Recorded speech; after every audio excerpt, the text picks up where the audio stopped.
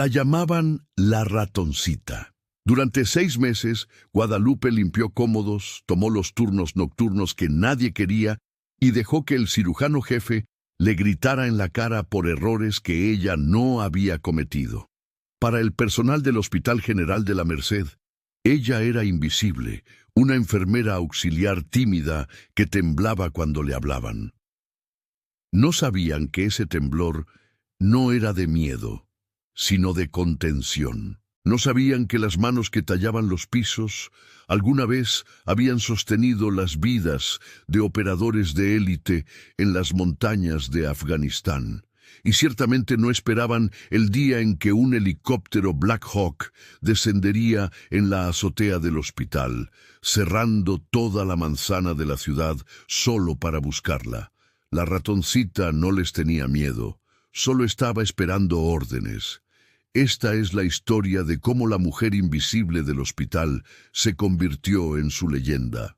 Las luces fluorescentes del departamento de urgencias de la Merced zumbaban con esa frecuencia específica que induce dolor de cabeza y que solo la gente del turno de noche parece notar.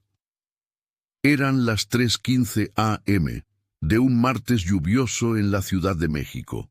El tipo de noche en que el aire en la sala de choque se sentía pesado, con olor a antiséptico, lana mojada y café viejo. Guadalupe Reyes estaba de pie junto a la central de enfermeras, con la postura ligeramente encorvada y los ojos fijos en las baldosas de linóleo desgastadas.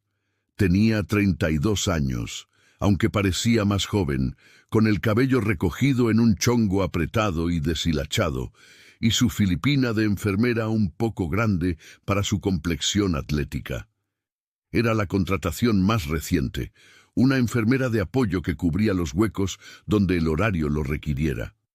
«Reyes, ¿eres sorda o solo eres tonta?» La voz restalló por el pasillo como un látigo. El doctor Ricardo Mondragón, el cirujano estrella de trauma del hospital y autoproclamado rey de urgencias, azotó una tabla de expedientes sobre el mostrador. Era un hombre que pasaba más tiempo arreglándose el cabello que revisando los expedientes de sus pacientes, guapo de una manera pulida y mediática, y absolutamente venenoso con cualquiera que considerara por debajo de su nivel salarial. Guadalupe ni se inmutó. Solo levantó la vista con una expresión en blanco. «Licenciada», espetó Mondragón, señalando con un dedo manicurado hacia la cama 6. «Pedí una solución salina estándar para el borracho de las 6 hace 10 minutos. ¿Por qué sigue seco?» «La cama 6 tiene antecedentes de insuficiencia cardíaca congestiva, doctor», dijo Guadalupe con voz suave, casi monótona. Su expediente no estaba actualizado, pero noté el edema en sus tobillos. Una carga salina estándar podría inundarle los pulmones. Estaba esperando a que usted autorizara un goteo más lento. El rostro de Mondragón se puso de un tono rojo que combinaba con los botes de residuos peligrosos. Las otras enfermeras, doña Brenda, la jefa de enfermeras que había estado en la Merced desde el sexenio de Miguel de la Madrid, y Jessica, una pasante amante de los chismes, dejaron lo que estaban haciendo para observar. Este era el entretenimiento nocturno, el despellejamiento de la ratoncita. ¿Tú lo notaste? Mondragón soltó una carcajada brusca.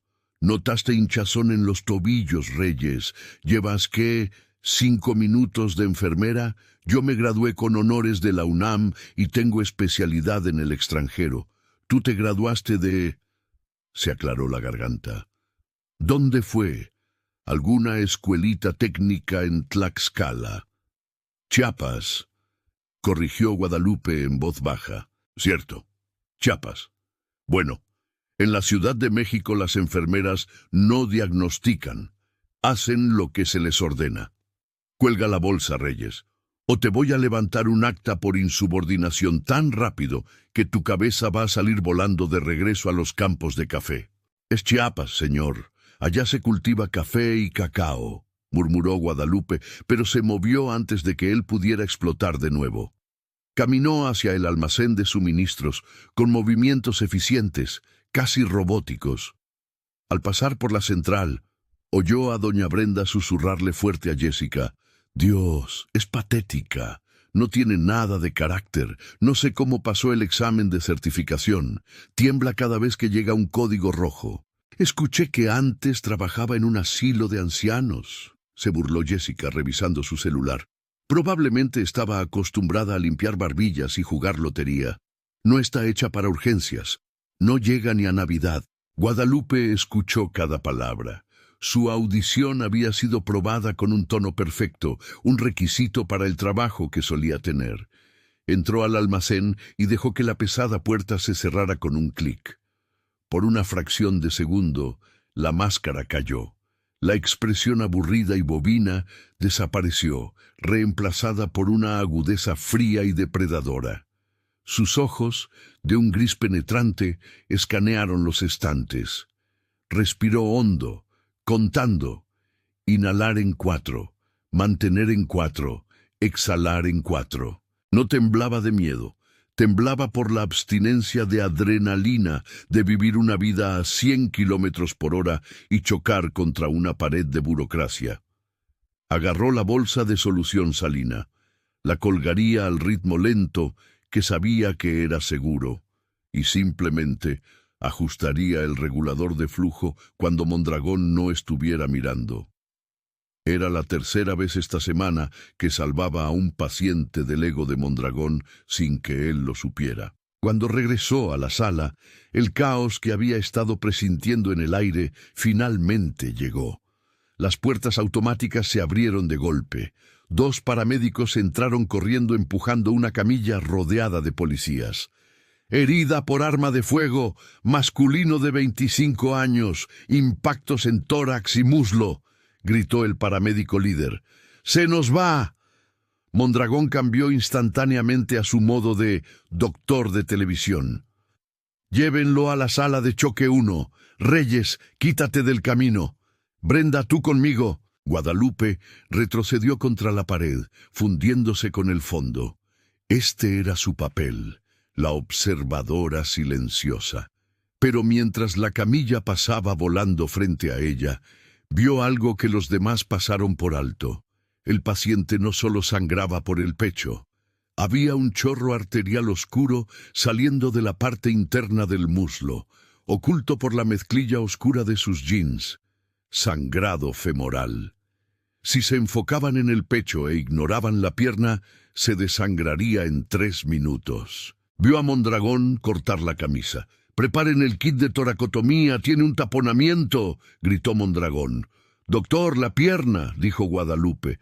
No fue un grito, pero cortó el ruido con una extraña autoridad armónica. Mondragón ni siquiera miró atrás. Guadalupe miró al suelo, miró el reloj. 2 minutos y 30 segundos. No tomó una decisión. La memoria muscular la tomó por ella. Guadalupe se movió. Para los observadores pareció un borrón. Un segundo estaba junto a la pared. Al siguiente estaba a los pies de la camilla. No pidió permiso. No esperó la orden. Metió la mano en su bolsillo, sacó unas tijeras de uso rudo para trauma y en un movimiento fluido rasgó la mezclilla de los jeans del paciente desde la rodilla hasta la cadera. La sangre brotó como un geyser, salpicando el cristal impecable de los gabinetes a 1 metro de distancia. ¡Ay, Dios!, chilló doña Brenda. Mondragón se congeló con el bisturí suspendido sobre el pecho del hombre. Guadalupe no levantó la vista. Hundió su puño directamente en la herida abierta en el muslo del hombre. Sus nudillos se pusieron blancos, localizando la arteria femoral seccionada al tacto entre una masa de músculo desgarrado.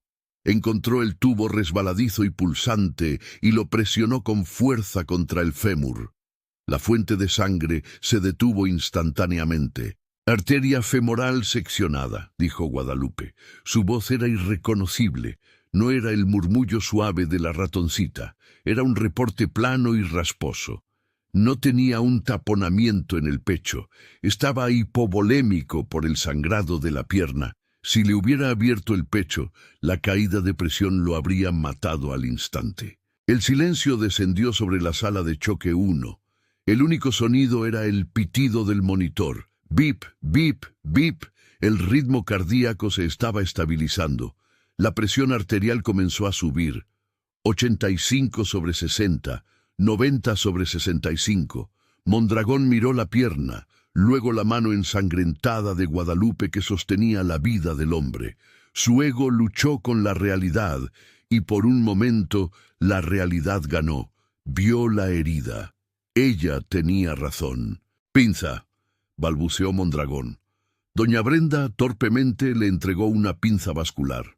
Mondragón se acercó, tomando el control del sangrado. «Ya la tengo, la tengo. Retírate, Reyes». Guadalupe soltó la arteria y dio un paso atrás, con las manos cubiertas de carmesí hasta las muñecas. Las mantuvo en alto en la postura estéril, mientras su rostro volvía a esa expresión vacía y ausente. «Llévenlo a quirófano», murmuró Mondragón, sin hacer contacto visual con ella. «Ahora». Mientras el equipo sacaba al paciente a toda prisa, la adrenalina en la habitación comenzó a disiparse, reemplazada por una tensión confusa. Doña Brenda se quedó atrás, mirando a Guadalupe. «¿Cómo lo supiste?», preguntó Brenda, con voz sospechosa. «¿La sangre?». Ni siquiera había traspasado los jeans todavía. Guadalupe caminó hacia el lavabo y comenzó a tallarse las manos. El agua se volvió rosa. Vi la forma en que tenía el pie y el color de su piel. Estaba gris, no pálido. Eso significa pérdida de extremidad inferior. «Eso no viene en el manual de enfermería, Brenda», dijo, entrecerrando los ojos. «Leo mucho», dijo Guadalupe simplemente. Se secó las manos con una toalla de papel. «Voy a revisar al borracho de la cama 6. Se alejó, con los hombros encorvados de nuevo, encogiéndose de vuelta al papel de la servidora invisible. Pero doña Brenda ya no se lo tragaba. Caminó hacia el bote de basura donde Guadalupe había tirado la toalla de papel. Se detuvo. Las tijeras de trauma que Guadalupe había usado estaban sobre el mostrador. Brenda las recogió. No eran las tijeras estándar del hospital.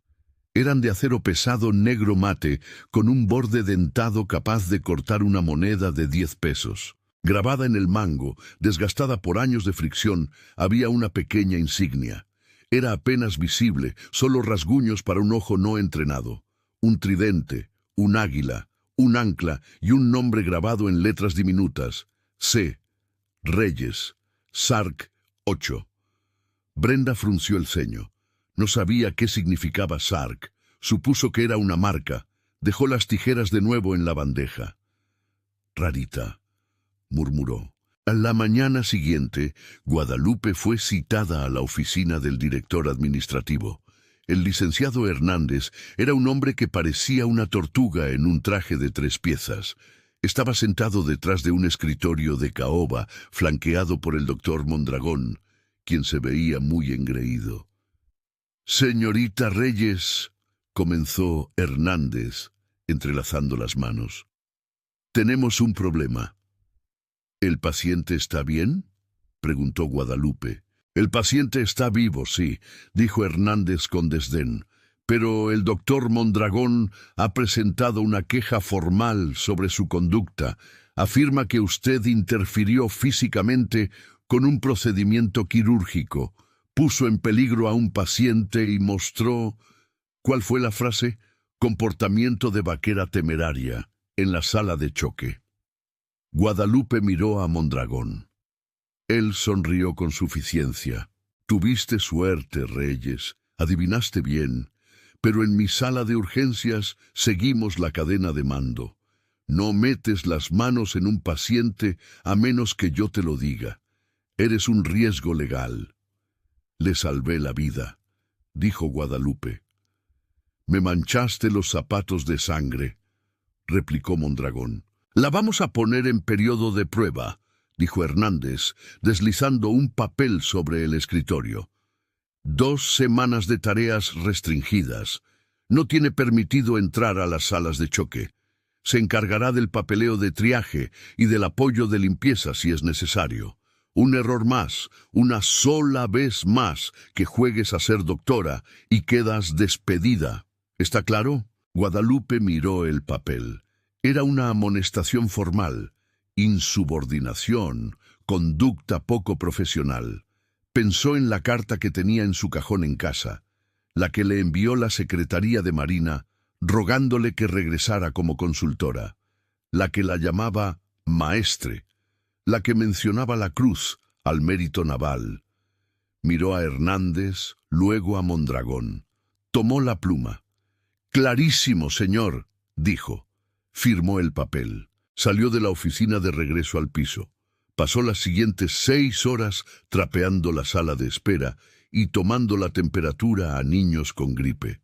Pensó que el día no podía empeorar, pero a las 14:00 horas, la televisión de la sala de espera mostró un cintillo de noticias de última hora. Situación de rehenes en edificio federal del centro. Se reportan múltiples víctimas. La voz de la presentadora era aguda. Estamos recibiendo informes de que un grupo armado ha irrumpido en las oficinas del Banco de México en la calle de Juárez. Las fuerzas especiales están bajo fuego. Hay informes de que se está utilizando un agente químico. Guadalupe dejó de trapear. Miró la pantalla. La cámara hizo zoom en el perímetro. Vio las líneas policiales, pero sus ojos se enfocaron en algo más. En el fondo de la toma, apenas visible, una camioneta SUV negra se había detenido. Varios hombres estaban bajando. No vestían el azul de la policía. Llevaban pantalones multicam y portaban rifles HK-416 con silenciadores. Ella conocía ese equipo. Conocía la forma en que se movían. Su teléfono vibró en su bolsillo. Una sola vibración. Lo ignoró. Era una enfermera en periodo de prueba. Vibró de nuevo. 3 veces. El patrón de emergencia. Sacó el teléfono. Número desconocido. Contestó. «Reyes, maestre». Una voz crujió. Era profunda, distorsionada por el ruido del viento. «Tenemos una situación. Estamos en la Ciudad de México. Tenemos una amenaza biológica genérica. El equipo está expuesto. Nuestro médico cayó. Estamos a 10 minutos de su ubicación. Necesitamos un punto de extracción y una sala limpia. Vamos hacia allá». «Estoy en un hospital civil, víbora», susurró Guadalupe, dándole la espalda a la sala de espera. «No puedo autorizar un descenso». «No estamos pidiendo autorización, Guadalupe», dijo la voz. «Vamos a llevar al activo, y tú eres la única en el hemisferio que conoce el protocolo del antídoto para el gas nervioso VX2. Ten lista la azotea». La línea se cortó. Guadalupe miró a su alrededor en la abarrotada sala de espera. Un niño lloraba, un anciano tosía. El doctor Mondragón pasaba por ahí, riendo por su celular sobre su hándicap de golf. Guadalupe soltó el trapeador, golpeó ruidosamente contra las baldosas. «Reyes, recoge eso», gritó doña Brenda desde el mostrador. Guadalupe se desabrochó la filipina, revelando una camiseta gris debajo. Caminó directo hacia los elevadores. «Reyes», gritó Mondragón. «A la azotea», dijo Guadalupe sin detenerse. «Estás despedida», rugió Mondragón. «Todavía no», dijo ella. El viaje en elevador hasta el último piso pareció durar una eternidad, aunque solo fueron 30 segundos. Guadalupe no los desperdició. Se quitó la liga del chongo, dejando caer su cabello, no por estilo, sino porque necesitaba usar el elástico para amarrar las mangas de su filipina por encima de los codos. La tela suelta era un peligro con el viento de los rotores. Cuando las puertas se abrieron en el 8º piso, administración y farmacia, salió con un paso que habría aterrorizado a un instructor de infantería. Pasó de largo los escritorios de administración y fue directo a la ventanilla de la farmacia interna. Paul, el farmacéutico jefe, levantó la vista por encima de sus lentes. Era un hombre obsesionado con el papeleo que una vez hizo esperar a un cirujano 20 minutos por un paracetamol porque a un formulario le faltaba la fecha. Reyes. Paul parpadeó. No tienes autorización para este piso y te ves intensa. Paul, necesito las llaves del carro de paro y el paquete de reserva química, dijo Guadalupe. Su voz era nivelada, pero había una vibración en ella que hizo que los vellos de los brazos de Paul se erizaran. ¿El paquete químico? Paul se rió nerviosamente. Guadalupe, eso es para eventos de víctimas masivas, ataques terroristas. No puedo simplemente... Código negro, Paul. Autorización Alfa Sierra 9. Paul se congeló, dejó de reír. Ese es un código de anulación militar. ¿Cómo sabes eso?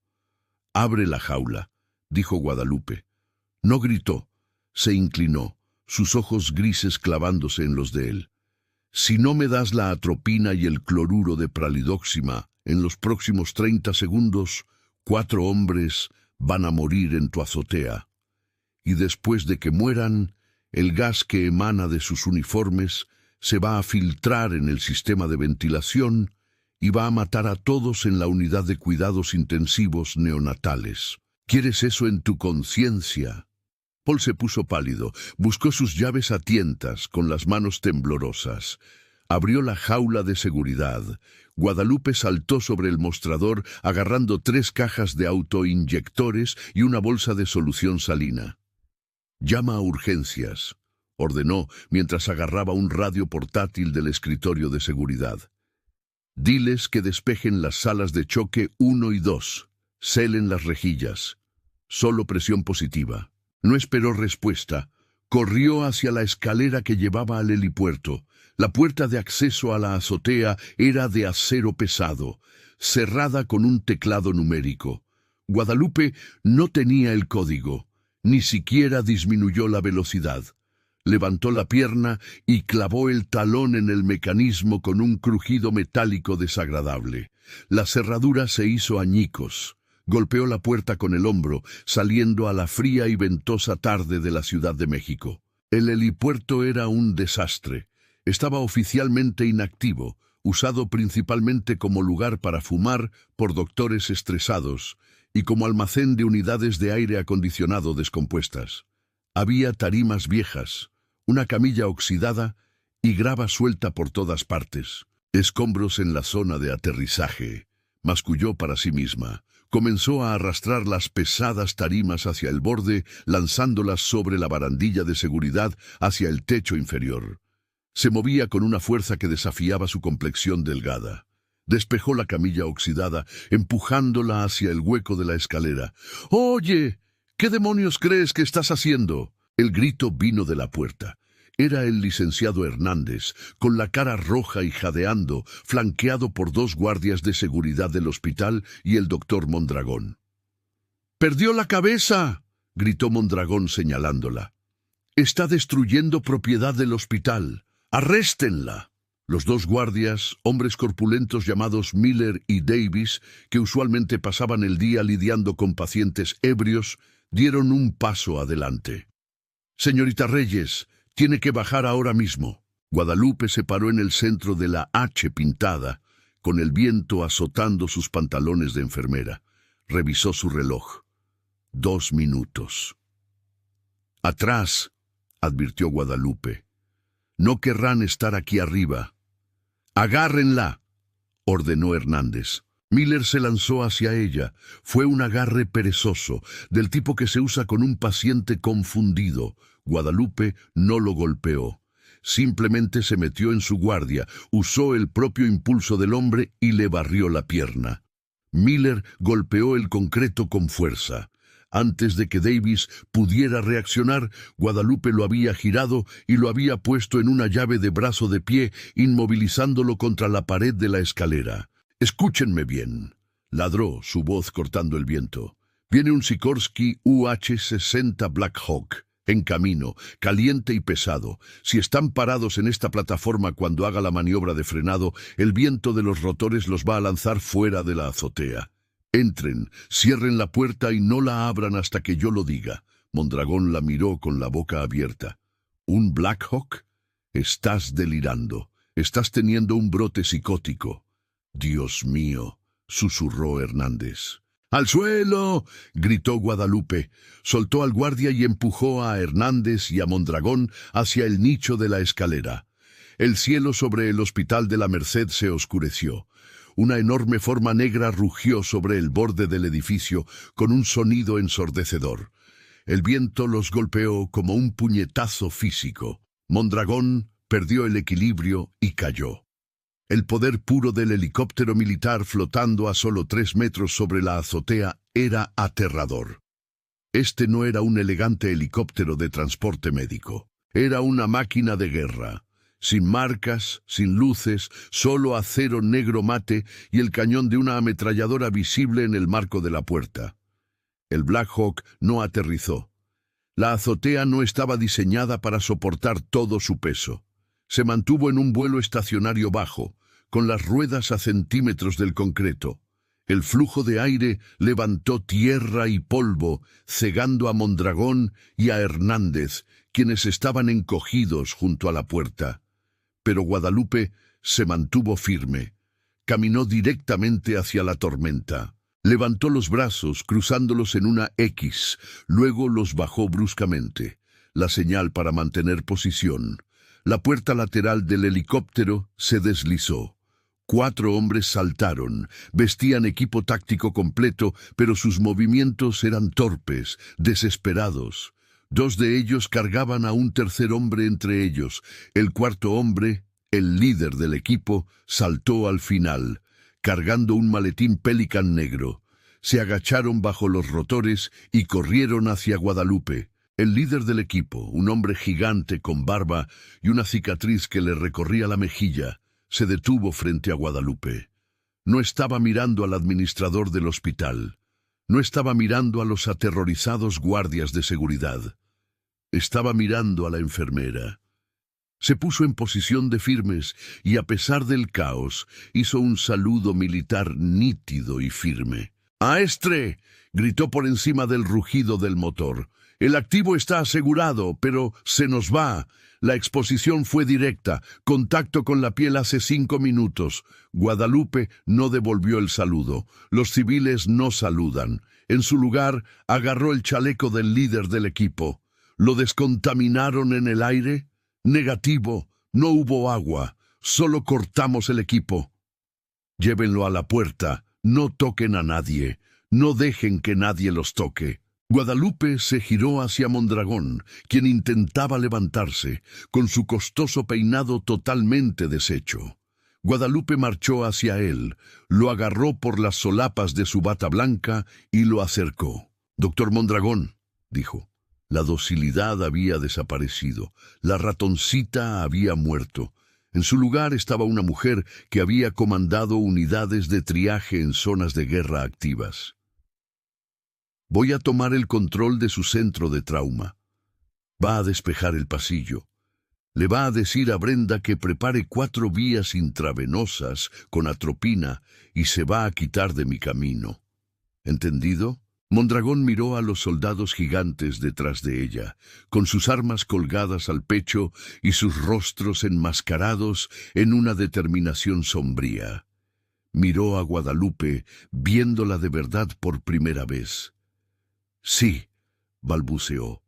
«Muévase». El grupo irrumpió por la puerta de la escalera. Guadalupe lideraba el camino, bajando las escaleras de 2 en 2, porque el elevador era demasiado lento.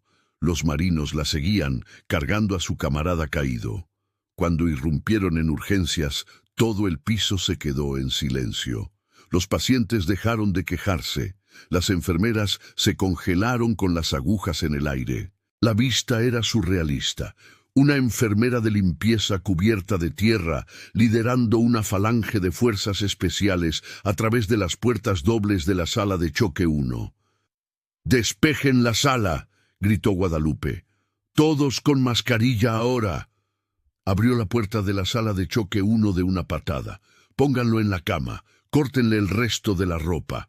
Embolsen todo inmediatamente». El paciente, un joven de no más de 24 años, convulsionaba violentamente. Su piel estaba pálida, sus labios azules. Le salía espuma por la boca. «Víbora, sosténle las piernas», le ordenó Guadalupe al líder del equipo.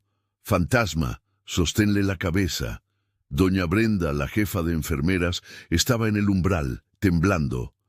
«Guadalupe, ¿qué es esto?» «Agente nervioso VX», dijo Guadalupe, agarrando el laringoscopio. «Paraliza el diafragma, no puede respirar. Voy a intubar. Brenda, administra 2 miligramos de atropina seguidos de 600 de pralidoxima. Ahora, yo no puedo recibir órdenes de una enfermera», tartamudeó Brenda mirando a Mondragón, quien acababa de entrar corriendo. «Doctor», Mondragón miró al soldado convulsionando. Miró el monitor. Frecuencia cardíaca 180, oxígeno 60%. «Haz lo que ella dice», le gritó Mondragón a Brenda. Guadalupe deslizó el tubo por la garganta del soldado con una precisión que hacía que el mejor trabajo de Mondragón pareciera torpe. «Estoy dentro», agarró la muñeca del soldado. «Háblame, muchacho». Los ojos del soldado se abrieron ligeramente. Tenía las pupilas puntiformes, del tamaño de la punta de una aguja, un signo clásico de envenenamiento por agente nervioso. Miró a Guadalupe y un destello de reconocimiento cruzó su rostro. «Maestre», jadeó alrededor del tubo. Volvió. «Nunca me fui, soldado», dijo Guadalupe suavemente. Miró al líder del equipo. «¡Víbora, el suero!». El barbudo abrió el maletín Pelican. Adentro había viales de un antídoto experimental. «Eso no está aprobado por la COFEPRIS», advirtió Mondragón, dando un paso adelante. «Si le inyectas eso y muere, es homicidio». Guadalupe cargó una jeringa. «Si no le inyecto esto, estará muerto en 2 minutos. Y doctor Mondragón», hizo una pausa con la aguja suspendida sobre el brazo del soldado. «Si muere, mis amigos aquí presentes no lo van a demandar a usted». Víbora se giró hacia Mondragón. No levantó la voz, no levantó su arma. Solo miró al doctor con ojos que habían visto cosas que Mondragón no podría imaginar ni en sus pesadillas. «Si ella dice que se retire, doctor, usted se retira». Mondragón dio un paso atrás, chocando con la pared. Guadalupe inyectó el suero. La habitación contuvo el aliento. El monitor pitaba frenéticamente. Bip, bip, bip, bip. Luego, silencio. Las convulsiones cesaron. El cuerpo del soldado se relajó. «Línea plana», gritó Brenda. «Lo perdimos». «No, no es así», dijo Guadalupe con calma, con sus dedos en la arteria carótida. «Esperen. 5 segundos. 10 segundos. Bip. Un latido lento y fuerte. Bip. Ritmo sinusal», anunció Guadalupe. «La presión se está estabilizando. El oxígeno está subiendo. 85. 90. 98. Exhaló un suspiro largo y tembloroso. Le dio una palmadita en el hombro al soldado. «Bienvenido de vuelta al mundo, muchacho». Víbora se dejó caer contra la pared, limpiándose el sudor de la frente. Miró a Guadalupe. «Estuvo cerca, Reyes, demasiado cerca». «El comando me debe una cerradura nueva para la puerta de la azotea», dijo Guadalupe, limpiándose la suciedad de la cara. Fue solo entonces cuando notó el silencio en la habitación. Se dio la vuelta. Todo el personal de urgencias estaba reunido ante las puertas de cristal de la sala de choque. Enfermeras, camilleros, pacientes, y justo al frente el licenciado Hernández y el doctor Mondragón. La estaban mirando a ella, no a los marinos, sino a ella. Mondragón miró el monitor, luego a Guadalupe. «¿Quién eres?», susurró. Guadalupe comenzó a quitarse los guantes contaminados. Miró su filipina manchada de aceite y tierra. «Solo soy la enfermera que limpia los cómodos, doctor», dijo. «Puras mentiras», gruñó el líder de los marinos. Dio un paso adelante, superando en altura a Mondragón. «Está hablando con la maestre principal de Sanidad Naval, Guadalupe Reyes, condecorada con la Cruz al Mérito Naval». la única mujer en completar el entrenamiento SARC y servir con el grupo de operaciones especiales. No es una enfermera, es la mejor médico de combate que la Armada ha tenido jamás. Miró alrededor de la sala, su mirada desafiando a cualquiera a discrepar. «Y si ustedes tuvieran idea de quién estaba trapeando sus pisos», añadió el marino, «se cuadrarían cada vez que ella entrara en la habitación». Hernández se aclaró la garganta, luciendo aterrorizado. Ya veo. Bueno, tal vez podamos discutir un ascenso». Guadalupe se rió. Fue un sonido seco y cansado. «No quiero un ascenso, licenciado Hernández. Quiero un día libre». «Concedido», chilló Hernández. Pero el drama no había terminado. Mientras los marinos comenzaban a asegurar la sala, las puertas dobles de la entrada de urgencias se abrieron de golpe otra vez. Esta vez no era un paciente. Eran 4 hombres de traje oscuro con auriculares. Y detrás de ellos, un hombre con uniforme de gala de la Marina con estrellas en el cuello. «¿El almirante?», murmuró Víbora. «Corrección, el almirante Grajales». El almirante Grajales marchó directo hacia Mondragón. «¿Quién está a cargo aquí?» Yo», dijo Mondragón inflando un poco el pecho. «Saque a su gente», ladró Grajales. «Esta instalación está ahora bajo la jurisdicción de la Secretaría de Marina». Se giró hacia Guadalupe. Su expresión dura se suavizó instantáneamente. «Maestre Reyes», dijo el almirante asintiendo. «Debí haberlo sabido. Cuando escuché que un hospital civil había logrado estabilizar una exposición a BX, supe que tenía que ser usted». «Estoy de permiso, señor», dijo Guadalupe. «Ya no», dijo Grajales. Sacó una carpeta de la mano de su ayudante. «El alto mando ha autorizado su reactivación. Efectiva de inmediato». Guadalupe miró la carpeta. Miró su vida tranquila en la Merced. Miró a Mondragón, quien ahora la miraba con una mezcla de miedo y asombro.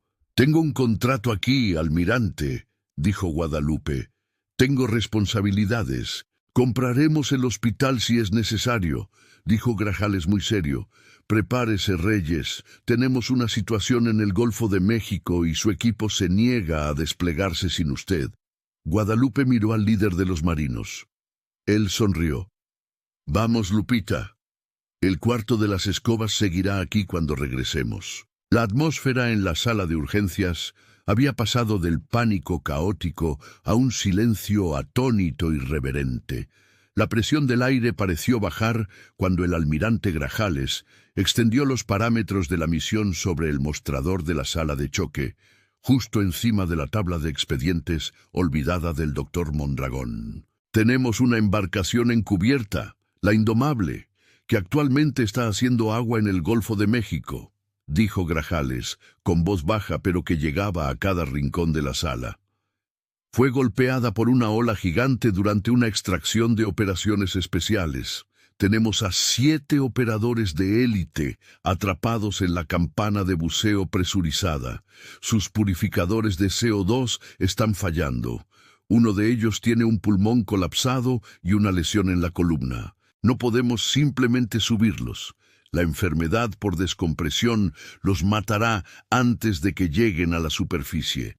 Necesitamos a alguien que pueda bajar, entrar en la campana bajo presión, estabilizar la columna y realizar una inserción de tubo de tórax a 120 metros bajo el nivel del mar». Grajales miró a Guadalupe. «Solo hay 3 personas en el mundo certificadas para trauma de combate hiperbárico, y las otras 2 están en Japón. Y yo soy la tercera», terminó Guadalupe, con sus ojos escaneando el mapa táctico. «Exactamente», asintió Grajales. «Necesito equipo», dijo Guadalupe. No miró a Mondragón, no miró a Hernández. Ya estaba mentalmente bajo el agua, calculando mezclas de gases y tiempos de inmersión. «Te llevamos la delantera, maestre», dijo Víbora. Abrió el maletín Pelican de una patada. Allí mismo, en medio de la sala de choque 1, Guadalupe Reyes se quitó su filipina manchada y holgada. Debajo llevaba unas mallas térmicas simples y una playera de tirantes. Se puso los pantalones tácticos de material pesado y resistente al fuego. Se amarró las botas de combate con movimientos eficientes, atándolas con un nudo específico que no se deslizaría. Se puso el chaleco portaplacas y el pesado blindaje cerámico se asentó en sus hombros como un abrazo familiar. Finalmente, enganchó un radio a su hombro y se amarró el cabello con fuerza. Se miró en el reflejo de las puertas de cristal de los gabinetes. La mujer cansada y encorvada que limpiaba vómito del piso había desaparecido. Allí estaba una guerrera. El doctor Mondragón observó esta transformación con la boca entreabierta. Miró la filipina tirada en un montón en el suelo, el uniforme del que se había burlado apenas una hora antes. «Señorita Guadalupe», comenzó Mondragón con la voz temblorosa por una mezcla de indignación y confusión. «No puede simplemente irse. Está en el horario. No he firmado su tarjeta de asistencia». Guadalupe se giró lentamente. Ajustó la correa de su maletín médico. Caminó hacia Mondragón hasta quedar a centímetros de su cara. Ella era más baja que él, pero en ese momento parecía dominar toda la habitación. «Doctor Mondragón», dijo con su voz aterradoramente tranquila, «durante 6 meses he visto cómo menosprecia a enfermeras que saben más que usted. He visto cómo ignora a pacientes porque no tenían el seguro adecuado». Metió la mano en su chaleco táctico y sacó su gafete del hospital, el que decía G. Reyes, auxiliar de limpieza. «Tiene razón, estoy abandonando mi puesto». Dejó caer el gafete en el bolsillo de la impecable bata blanca de laboratorio del doctor. «Porque tengo un trabajo que hacer que realmente importa». «Vámonos», ladró Víbora. El equipo la rodeó en una formación de diamante protectora y se movieron hacia la salida. Las puertas automáticas se abrieron y el rugido del Black Hawk afuera se hizo más fuerte. Mientras Guadalupe pisaba el asfalto, con el viento azotando su cabello, miró hacia atrás una última vez. Todo el personal del hospital estaba pegado al cristal, observando. Doña Brenda se veía avergonzada. Paul, el farmacéutico, le levantó el pulgar, y Mondragón simplemente se quedó allí, viéndose pequeño, sosteniendo el gafete de la mujer a la que había llamado la ratoncita. Guadalupe agarró la manija de la puerta del helicóptero y se impulsó hacia adentro. La aeronave despegó, inclinándose con fuerza sobre el horizonte de la Ciudad de México, desapareciendo entre las nubes grises. El Golfo de México era una pesadilla de agua negra y espuma blanca. La tormenta se había intensificado, convirtiendo el océano en una lavadora agitada con olas de 9 metros. Guadalupe estaba sentada en la parte trasera de un helicóptero de transporte pesado, ahora un Pave Hawk, equipado para búsqueda y rescate. Ya llevaba puesto su traje seco, con el grueso sello de goma apretado alrededor de su cuello.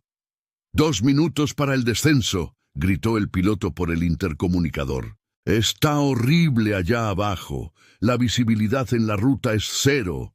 «No necesito ver», gritó Guadalupe de vuelta. «Solo acércame al muchacho». La misión era una locura.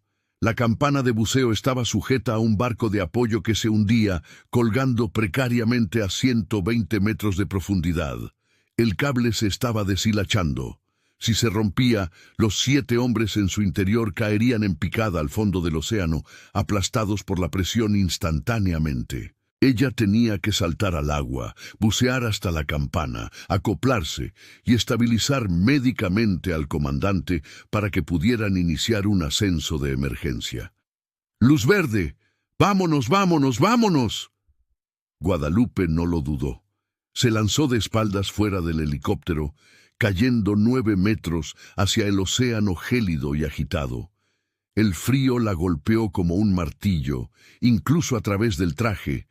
Luchó contra las olas, nadando hacia la luz estroboscópica de la boya de señalización. Un buzo de apoyo la esperaba con la línea umbilical. «Jefa, La voz del buzo crujió en su auricular. «Bájame ya», ordenó Guadalupe. El descenso fue un borrón de oscuridad. A medida que bajaba, el caos de la tormenta arriba se desvanecía, reemplazado por el peso aplastante y silencioso del océano. La presión aumentaba en sus oídos.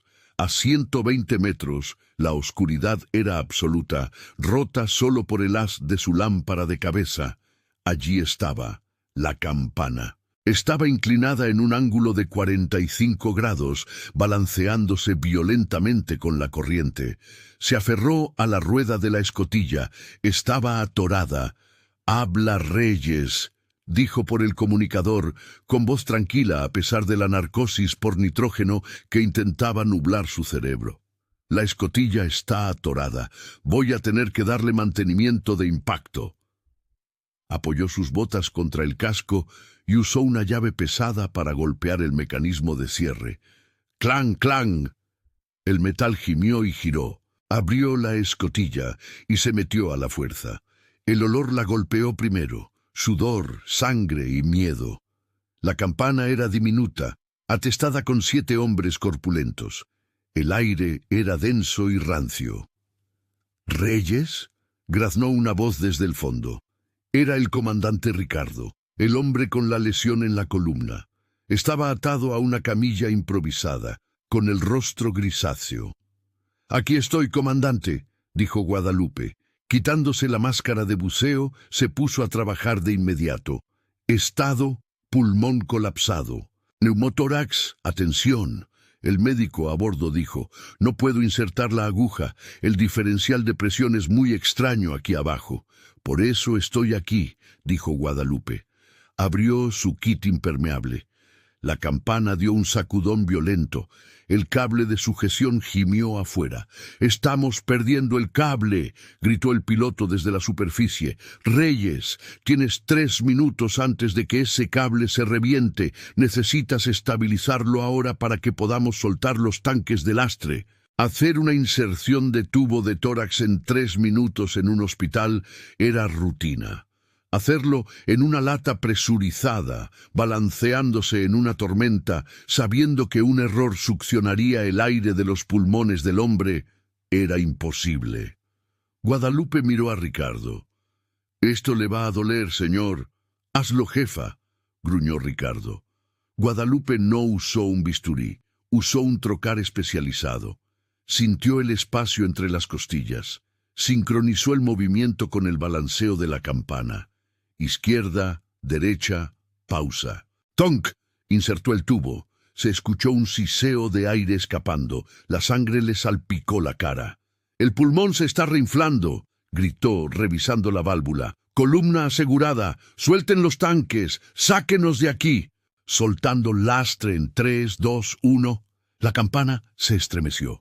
Hubo un enorme gemido metálico y luego la sensación de subir. Rápido, demasiado rápido. «Vayan más lento», gritó Guadalupe. «Nos va a dar una descompresión». «No podemos», respondió el piloto. «El cable se acaba de romper. Están flotando libres. Prepárense para el impacto en superficie». La campana salió disparada hacia arriba. Guadalupe cubrió con su cuerpo al comandante, protegiéndolo con su propio equipo mientras volaban hacia la superficie. Salieron del agua como un corcho de una botella de sidra, elevándose 3 metros en el aire antes de estrellarse de nuevo contra las olas. Adentro, todo se volvió negro por un segundo. Cuando Guadalupe abrió los ojos, estaba llena de moretones, sangrando por un corte en la frente y con náuseas. Pero el monitor en el pecho de Ricardo pitaba rítmicamente. «Jefa», jadeó él. «Maestre», susurró un marino, dándole una palmada en la espalda. «Estamos bien. Nos salvaste». Guadalupe apoyó la cabeza contra la fría pared de acero y cerró los ojos. Se imaginó al doctor Gregorio quejándose por una cortada con un papel. Empezó a reírse. Pasaron 2 semanas antes de que el ambiente en el Hospital General de Especialidades finalmente comenzara a calmarse. Los rumores sobre la enfermera del helicóptero habían empezado a convertirse en una leyenda urbana, distorsionada y reformada por aquellos que se habían quedado atrás. El doctor Gregorio de la Vega estaba de vuelta al mando, y si acaso su ego se había inflado para llenar el vacío que Guadalupe había dejado.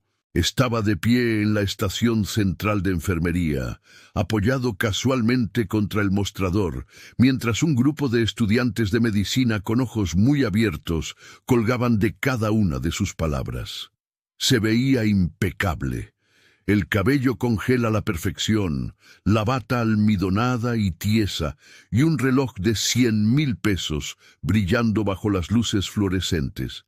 Era una escena caótica, naturalmente, decía de la Vega, gesticulando ampliamente con un expediente. Las operaciones de fuerzas especiales son complicadas, pero cuando el líder del equipo entró en pánico, tuve que intervenir. Yo dirigí los protocolos de extracción. Verán, en la medicina de trauma no se trata solo de cortar, se trata de la presencia de mando. Esa pobre enfermera Reyes, creo que se quedó completamente congelada. Prácticamente tuve que empujarla al pájaro solo para quitarla del camino. Brenda, de pie a unos metros de distancia organizando archivos de pacientes, puso los ojos en blanco con tanta fuerza que le dolió. Ella sabía la verdad. Todos la sabían. Pero nadie se enfrentaba a De la Vega. Él era la gallina de los huevos de oro, el que generaba los ingresos, el rostro en los espectaculares del hospital. ¿Entonces ya se fue?, preguntó uno de los estudiantes. ¿La enfermera? Oh, absolutamente, se burló De la Vega, revisando su reflejo en una ventana oscura. El abandono de puesto es una falta grave. Yo mismo presenté los papeles de despido en cuanto se calmó la situación. No podemos tener empleados inestables corriendo con... ¡Pum! El sonido de las pesadas puertas dobles abriéndose de golpe lo interrumpió. El ruido no venía del área de ambulancias, venía de la entrada principal del vestíbulo. El bullicio de la sala de espera murió instantáneamente, reemplazado por un silencio susurrante y confundido que recorrió el pasillo como una ola. De la Vega frunció el ceño, molesto por la interrupción. «Seguridad, ¿qué está pasando allá abajo?». Se dio la vuelta, esperando a un paciente escandaloso. Lo que vio hizo que la sangre se le escapara del rostro. Caminando por el centro del pasillo principal, venía una falange de 4 hombres de traje oscuro, con auriculares y lentes de sol, el uniforme universal de los agentes federales. Flanqueándolos venían 2 oficiales de la Marina uniformados, con sus uniformes de gala blancos impecables y filas de medallas en el pecho, y en el centro de la formación caminaba una mujer. No llevaba uniforme médico, no llevaba el uniforme holgado y manchado del personal de limpieza. Llevaba un traje sastre gris carbón hecho a la medida que le quedaba como una segunda piel. Su cabello, usualmente atrapado en un chongo despeinado, estaba suelto, cayendo sobre sus hombros en ondas elegantes. Llevaba tacones negros que golpeaban el linóleo con una cadencia rítmica y depredadora. Clic, clic, clic. A De la Vega le tomó 10 segundos completos darse cuenta de a quién estaba mirando. «Reyes», susurró, y el nombre le supo a ceniza en la boca. Guadalupe no se detuvo hasta estar a 1 metro de él. Los agentes se desplegaron eficazmente, bloqueando el pasillo, mientras los estudiantes de medicina retrocedían apresuradamente, sintiendo el cambio de poder. Guadalupe se quitó los lentes de sol lentamente. Sus ojos eran los mismos, ese gris penetrante e inteligente, pero la timidez había desaparecido. El ratón había sido devorado por la leona. «Doctor de la Vega», dijo ella. Su voz era fría, suave y con un peso que resonaba en las paredes. «Confío en que haya mantenido mi sala de trauma caliente». De la Vega soltó una risa nerviosa, un sonido agudo que traicionaba su miedo. «Su sala de trauma», Señorita Reyes, no sé por qué está aquí o por qué trajo un desfile, pero usted ya no trabaja aquí. La despedí. ¿Recuerda? Recuerdo que lo intentó, dijo Guadalupe, con una pequeña y peligrosa sonrisa en los labios. Se volvió hacia el hombre mayor con el uniforme de la Marina a su lado. Almirante Grajales, ¿le importaría actualizar al doctor sobre el estado administrativo actual del Hospital General? El almirante Grajales dio un paso al frente. Era un hombre aterrador, con la complexión de un tanque y una voz como grava triturada. Sostenía una carpeta de cuero gruesa. «Doctor de la Vega», ladró Grajales. A partir de las 0800 horas de esta mañana, el gobierno federal ha invocado la Ley de Seguridad Nacional. Debido a la importancia estratégica del personal descubierto en esta ubicación, específicamente la maestre principal Reyes, la Secretaría de Marina ha comprado una participación controladora en el Departamento de Trauma y Medicina de Emergencia de esta instalación. De la Vega parpadeó. ¿Ustedes compraron la sala de urgencias?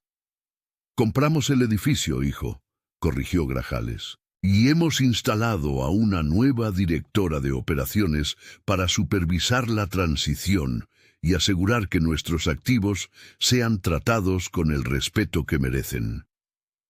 De la Vega miró al licenciado Hernández, el administrador del hospital, que estaba encogido detrás del almirante. Hernández hizo un saludo débil y de disculpa. «¿Directora de operaciones?», tartamudeó de la Vega. «¿Quién?». Guadalupe dio un paso al frente. No dijo una palabra, simplemente metió la mano en el bolsillo de su saco y sacó un nuevo gafete de identificación. Se lo enganchó en la solapa. No decía personal de apoyo. Era dorado con una franja negra. Decía G. Reyes, directora de Medicina de Emergencia, presidenta de la Junta. El silencio en la sala fue absoluto. Incluso los monitores cardíacos parecían pitar más bajo. «Usted», jadeó de la Vega, «pero usted es una enfermera. Usted limpiaba los pisos». «Soy maestre principal de Sanidad Naval con 20 años de experiencia en combate, un doctorado en cirugía de trauma por la Universidad de las Fuerzas Armadas y una certificación especializada en reanimación en entornos austeros», enumeró Guadalupe contando con los dedos. «Y sí, también limpio pisos porque, a diferencia de usted, Gregorio, no creo que ningún trabajo esté por debajo de mí si ayuda al paciente». Dio un paso más, invadiendo su espacio personal. De la Vega retrocedió contra el mostrador. «Ahora, sobre su empleo», dijo Guadalupe suavemente. Yo tengo definitividad», chilló de la Vega. «No puede despedirme sin causa». «Oh, tengo causa», dijo Guadalupe mirando los expedientes. «Incompetencia, acoso, falsificación de registros. Podría despedirlo, revocar su cédula profesional y hacer que estos amables caballeros con armas lo escolten a la salida». De la Vega miró a los agentes. No parecían amables. Parecían esperar que intentara correr. Guadalupe aclaró su garganta. «Pero no voy a hacer eso». De la Vega exhaló, con las rodillas temblando. «No, porque a pesar de su personalidad, tiene buenas manos». Guadalupe tomó una tabla con hojas. «Y nos falta personal». Se volvió hacia Brenda.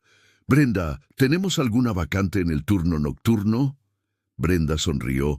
Una sonrisa maliciosa y encantada se extendió por su rostro. «De hecho, directora, sí. Necesitamos un médico adscrito junior para el turno de la madrugada, fines de semana y días festivos, principalmente para cobros de cuotas y suturas menores, y para ayudar con los cómodos cuando las enfermeras estén ocupadas». Guadalupe se volvió hacia de la Vega. «Ahí lo tiene, está degradado. Estatus de prueba. Usted le reporta a la jefa de enfermeras de turno, habla cuando se le hable, hace el trabajo pesado. Y si sobrevive 6 meses sin una sola queja, tal vez dejemos que vuelva a tocar un bisturí». De la Vega miró alrededor de la sala. Los estudiantes se burlaban por lo bajo. Las enfermeras radiaban alegría. Estaba humillado. Estaba derrotado. «¿Tengo opción?», susurró. «Claro», dijo Guadalupe señalando la salida. «La puerta está justo ahí, pero he oído que el mercado laboral para cirujanos despedidos por la Marina de México es bastante escaso». De la Vega se tragó su orgullo. Fue una píldora grande y amarga.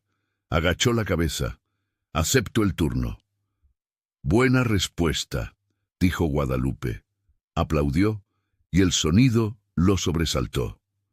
«Ahora, quítese de mi pasillo. Está bloqueando el tráfico. Vaya a lavarse. La cama 4 tiene una uña enterrada que necesita revisión». Mientras de la Vega se alejaba arrastrando los pies, despojado de su dignidad y de su reino, Guadalupe se volvió hacia el almirante. «Gracias, señor. Yo me encargo desde aquí». Grajales asintió, con una rara sonrisa asomando en su rostro. «Dales duro, jefa». Mientras el séquito militar se retiraba, Guadalupe Reyes respiró hondo. Miró el caos de la sala de urgencias, los teléfonos sonando, los bebés llorando, las camillas pasando rápido. Se quitó el saco, revelando un conjunto de filipinas azul marino debajo. Se amarró el cabello con una liga.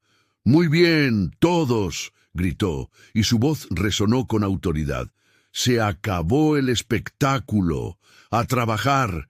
Aquí salvamos vidas, no solo las vemos pasar». Y mientras el personal se ponía en acción, por primera vez en años, el Hospital General no se sentía como un lugar de trabajo. Se sentía como un equipo. Y en el centro de todo, ya no como un ratón, sino como una leona, estaba la enfermera a la que nunca volverían a ignorar.